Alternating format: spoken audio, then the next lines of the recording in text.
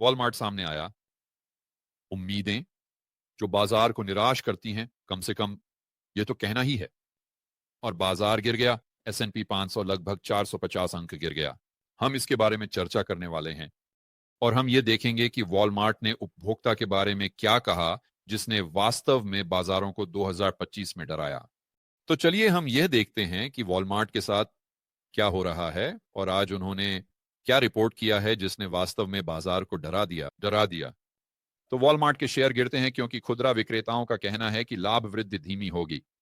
और याद रखें, वॉलमार्ट को उपभोक्ता और अर्थव्यवस्था के लिए एक संकेतक या बेलवेदर के रूप में इस्तेमाल किया जाता है।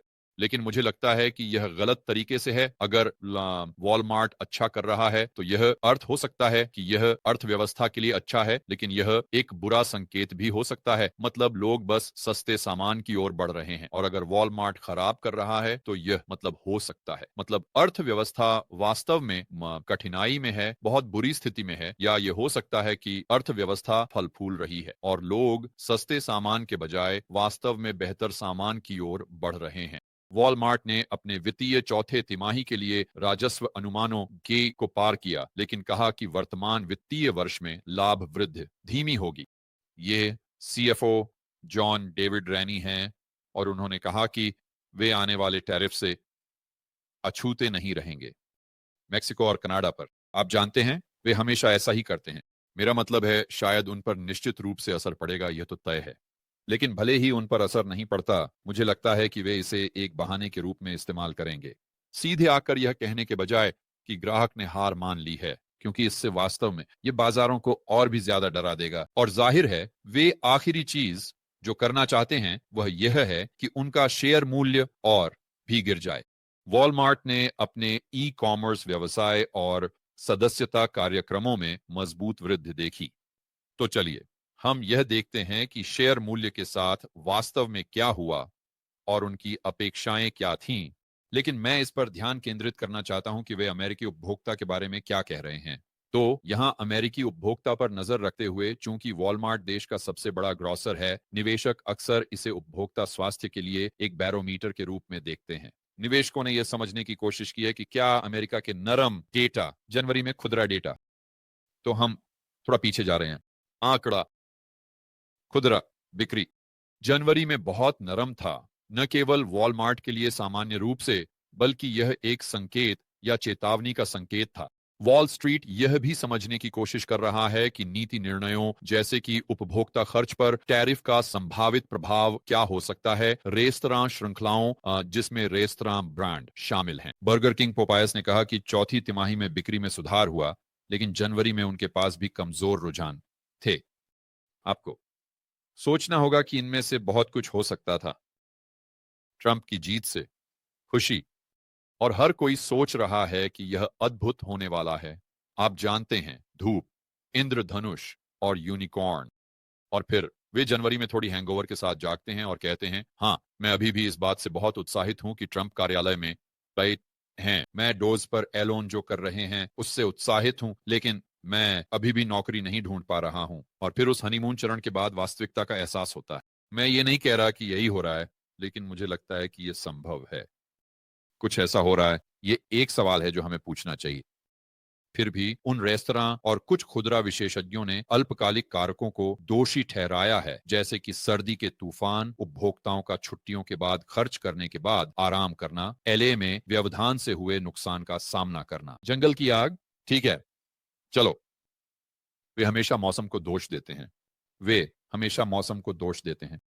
या इसे देखिए, वे छुट्टियों पर खर्च करने को दोष दे रहे हैं, जैसे कि इस छुट्टी के मौसम में उन्होंने सामान्य से भी ज्यादा खर्च किया।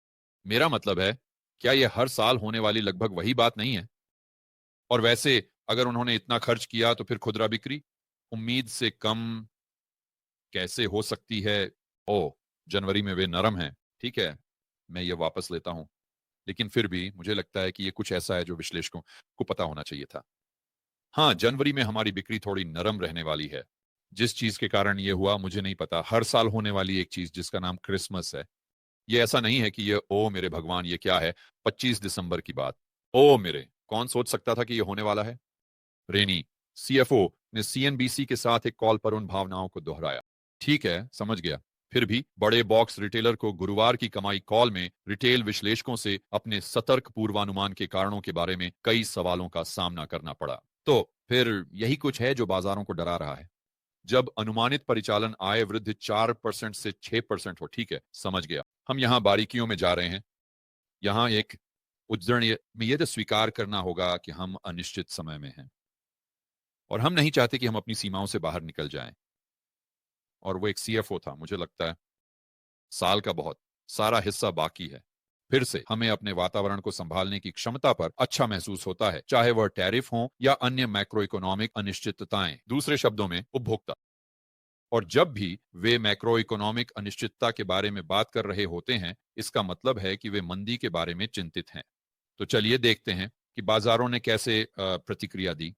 जैसा कि मैंने कहा, डॉव नीचे है, चासंग एसएनपी नीचे है, प्रतिशत के हिसाब से बहुत कम 26। और फिर नास्डैक एसएनपी 500 के लगभग समान, लगभग 25 बेसिस पॉइंट्स नीचे, 47 होना सही है। बॉन्ड्स, जैसा कि आप उम्मीद करेंगे, 10 वर्षीय ट्रेजरी यील्ड उस डेटा पर नीचे आती है, क्योंकि यह ऐसा लग रहा है कि यह संभवतः एक आर्थिक नरमी और इसलिए उच्च। आप जानते हैं, हालांकि क्या वास्तव में दिलचस्प है? एक मिनट रुको, अब जब मैं इसके बारे में जोर से सोच रहा हूं। अब कहते हैं, जॉर्ज, बाजार क्यों गिरा? क्योंकि यह आर्थिक डेटा नरम था, जिसका मतलब है कि उपभोक्ता शायद वॉलमार्ट के कारण पीछे हट रहा है। याद रखें, यही तो आपने अभी कहा, बिल्कुल। लेकिन इसका मतलब है कि फेड के लिए दरें घटाने की संभावना अधिक है, शायद जितना हमने आज सुबह या कल सोचा था, और इसलिए दरें कम होंगी। बाजार ऊपर क्यों नहीं जा रहा? अजीब, यह संभव है। मुझे नहीं लगता कि ऐसा हो रहा है, लेकिन यह संभव है कि यह कहानी बदलने लगी है। जहां बुरी खबरें अच्छी खबरें बन जाती थीं, क्योंकि ओह मेरे भगवान, फेड दरें घटाने वाला है, शायद बुरी खबरें अब सच में बुरी खबरें बनने लगी हैं। किससे पता? हमें इस पर वास्तव में ध्यान देना होगा, क्योंकि अगर मुझे लगता है कि मैं पिछले 3 या 4 महीनों में 10 वर्षीय ट्रेजरी यील्ड और मूल रूप से एसएनपी 500 का एक चार्ट देखना चाहूंगा, और मेरा अनुमान है कि वे एक दूसरे के बहुत करीब होंगे। तो ये पहला मौका है जहां, और मेरे पास चार्ट सामने नहीं है, लेकिन मैं अनुमान लगाता हूं कि यह पहला मौका है जब आपने एक महत्वपूर्ण भिन्नता देखी है, जहां 10 वर्षीय ट्रेजरी यील्ड थोड़ी सी गिर रही है 3 आधार अंकों से, और डॉव भी गिर रहा है, आप जानते हैं, 450 आधार अंक। हालांकि ये सच है कि एसएनपी और नास्डैक ज्यादा नहीं गिरे। हालांकि फिर से, अब जब मैं इस पर विचार कर रहा हूं, अगर उम्मीदें कल के बाजार में जो दरें शामिल थीं उनसे कम ब्याज दरों की हैं, तो इससे नास्डैक को वास्तव में ऊपर जाना चाहिए, क्योंकि आप सोचेंगे कि यह वह इंडेक्स है जो उन ब्याज दरों के प्रति सबसे अधिक संवेदनशील है, या मुझे कहना चाहिए ये वे स्टॉक्स हैं जो कुल मिलाकर ये ब्याज दरों के प्रति अधिक संवेदनशील हैं, क्योंकि इन्हें विकास स्टॉक्स माना जाता है। हम सोने का क्या हुआ समाचार पर ऊपर?